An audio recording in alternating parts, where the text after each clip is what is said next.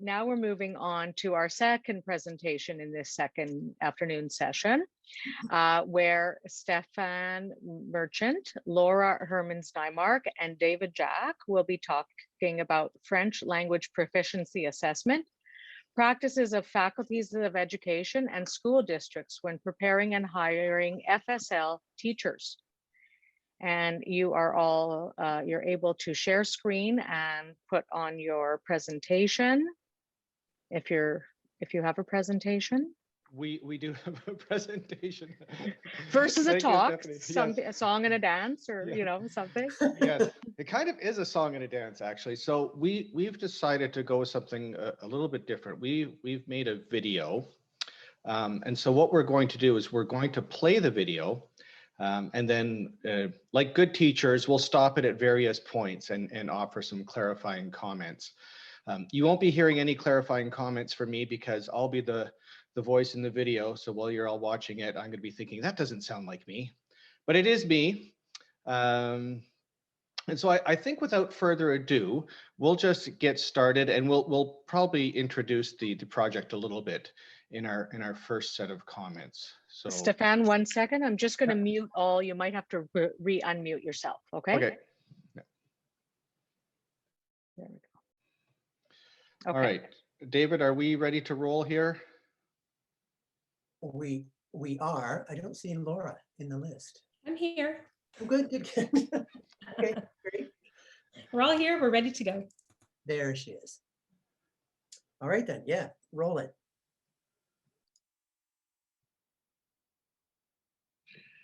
Canada has two official languages, English and French.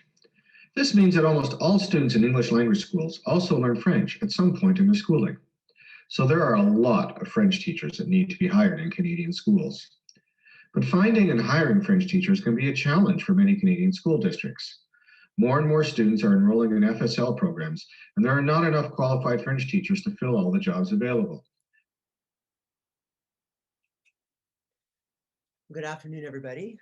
My name is David Jack, and it's my pleasure to introduce the rest of our team. We have Dr. Laura Hermans from Western University and Dr. Stefan Merchant from Queen's, who is also the voice on the video. You've just heard the context of our study. It began here in Ontario in 2017 with a province-wide investigation of factors contributing to the FSL teacher shortage. FSL meaning French as second language. The investigation was led by the Ontario Public School Board Association and was supported by a partnership of various stakeholders, including all teacher federations in the province, all the faculties of education in the province, various researchers, school board leadership groups, the Ministry of Education, and the Ontario College of Teachers.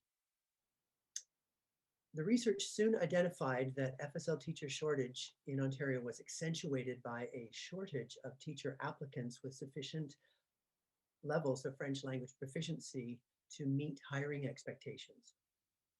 This later led to an investigation, first in the Ontario context and then later in our current pan-Canadian study of how language proficiency levels are assessed in teacher education programs and during teacher hiring processes. As we heard earlier in the day from Dr. Fayez, teachers' proficiency in the target language has direct implications for teacher efficacy and ultimately student learning outcomes. We'll continue with the video now, but please feel free to enter your questions in the chat as they come to mind. One important issue is the French language proficiency of FSL teachers. Even in a country with millions of francophones, most FSL teachers learn French as a second language, and so it's important to ensure the teachers we hire are proficient in French. Good French teaching requires a variety of language skills. French teachers must be able to understand and articulate the rules of the language, identify errors and provide feedback to students, select appropriate resources, manage their classroom, be able to explain things using simple terms and vocabulary, and relate French to the student's first language. And so we know that the literature suggests, also Dr. Fayez mentioned that this morning, that teachers that do not have these skills tend to, one, teach in a prescriptive manner, adhere strictly to the textbooks, 3, not demonstrate flexibility in the classroom. And finally, provide inaccurate corrective feedback. Clearly, when this happens, students then may not learn in an optimal way. We know this from the research, but school administrators know this from experience. So they really want to know that the FSL teachers that they hired are proficient in French. So how do they do this? Stay tuned to find out. To ensure that prospective FSL teachers have good French language skills, both faculties of education and school districts assess French proficiency. All Canadian faculties of education do this as part of their application process, and 90% of Canadian school districts assess French language proficiency as part of their hiring process.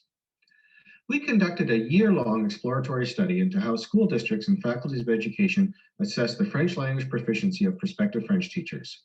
We collected data from every Canadian province and territory in what is the biggest study ever done in Canada about this topic.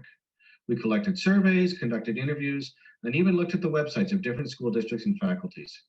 We collected data from over 100 school districts and all Canadian faculties of education that prepare FSL teachers. We have a lot of data. In the end, we learned that in many cases, the French language proficiency assessments most often used may not provide information about language proficiency that is most important for FSL teaching. So that last statement was our central finding. We'd ask now that you to think about, does this statement ring true for you, or was it a surprise? And you can either interject with your thoughts, or you can capture them in chat. We are going to provide some more detailed findings as they relate to language assessment when hiring FSL teachers, followed by findings more specific to the language assessment in teacher education university programs. So I'll ask to Stefan if he can check the chat to see if there's anything imminent. If not, we'll keep going. So far, the only question is about the video tool. Okay. All right, I think we're ready to keep going. All right then. For example, we found the most common way for school districts to assess French language proficiency is to ask 2 or maybe 3 questions in French during the hiring interview. About 75% of districts do this. These questions are usually asked by a school administrator, and evaluation of the applicant's French proficiency is often based on the interviewer's overall impression of the applicant's French, and not on an established framework of language proficiency. This process may not provide school districts with a fair and accurate assessment of French proficiency. Why? Well, first, there's no language proficiency framework or benchmarks guiding the evaluation. These need to be in place so that all applicants are assessed to the same standard. Second, using holistic impressions of an applicant can lead to problems of bias. The interviewer can be affected by the applicant's appearance, their accent, the content of their answer, or other factors not related to their competence. Next, asking only a few questions during the interview means the applicant speaks for only a few minutes on a limited range of topics.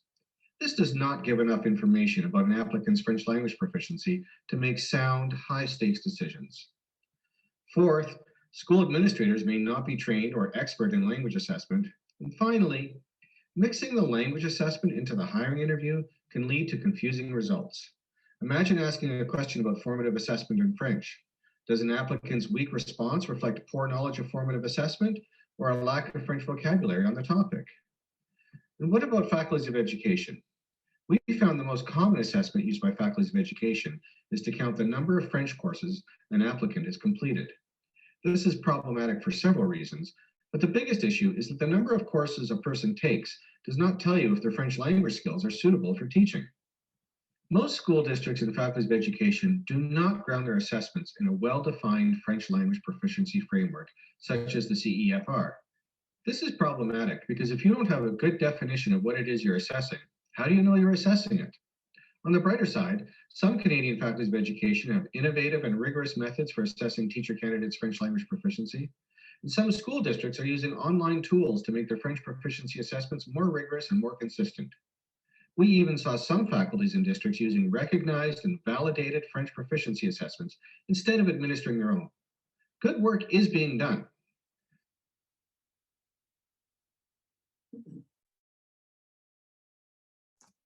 All right, and 2 examples come to mind. So in one instance, graduated teacher candidates returned to the faculty with a complaint. They felt that their diplomas with the FSL distinctions were worthless. Why? Because the school board hiring committees said that their French wasn't good enough. So what ensued was a collaborative effort between the faculty, school districts, and teacher federation. And they mandated that all teacher candidates, before applying to the program, would have to undergo the DELF exam and obtain a B2 level with a 70% score. So the second thing that they did is the faculty personnel visited undergraduate students who were studying French or taking French courses to let them know, and to also to offer free courses and workshops to help them prepare for the B2 level exam. What was interesting, they found, was the change of discourse. So suddenly students, instead of talking about the number of courses that they had, they started talking about how to improve their French. Now, 4 years in this process, there has not been a decline in the number of applicants to the programs. So that's the first example. Second example is that all teacher candidates in one program at one university, in the regular B.Ed program, are offered the opportunity to become specialized French teachers. So all candidates present themselves at the language center on campus, and they take an assessment test or a placement test. And then based on the results, they are offered a number of non-credit courses to improve their French. At the end of the program, in order to receive that stamp, that FSL distinction on their diplomas, they need to take the DELF exam at the C1 level and pass. So you're wondering, what is significant of these two examples? Well, really 4 things. The first is that there are clear and well understood expectations that have been set. 2, the expectations are rooted in accepted and understood definitions and operationalizations of proficiency. 3, support is offered to all of the teachers throughout their program. And finally, the process removes the responsibility of language assessment from the faculties and from the hiring districts, so they can really focus on effective teaching. So what does this mean for the findings? Watch the rest of the movie to find out.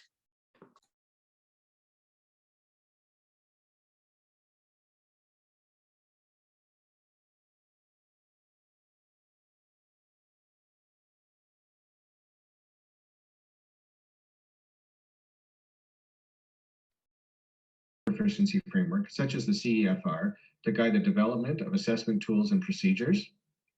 Designing assessments so they test the language skills French teachers need for the job. Can an applicant identify common language errors made by students? Can they provide helpful feedback in French? Can they re-explain a concept using simpler vocabulary? Targeting the language skills most used by French teachers can ensure the assessment provides information that is useful. Third, separating the French language assessment from the rest of the hiring process. Doing this allows a more comprehensive language assessment to be made, and for the assessment to be completed by those who are expert in language assessment.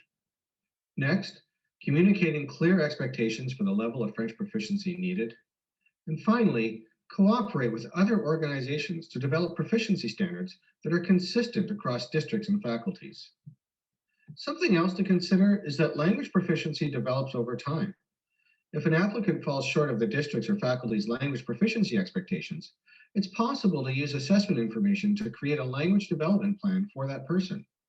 This can help them improve their French and enhance the pool of proficient FSL teachers. Finding French teachers with job-ready language proficiency is a challenge for many Canadian school districts.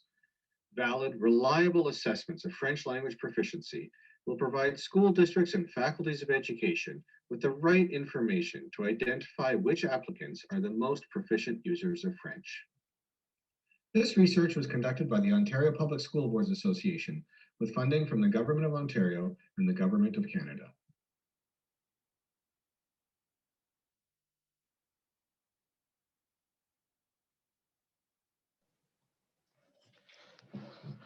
Okay, well, I think we've gone a tiny bit over time, but Stephanie, do we have a minute or two for questions? We absolutely do. So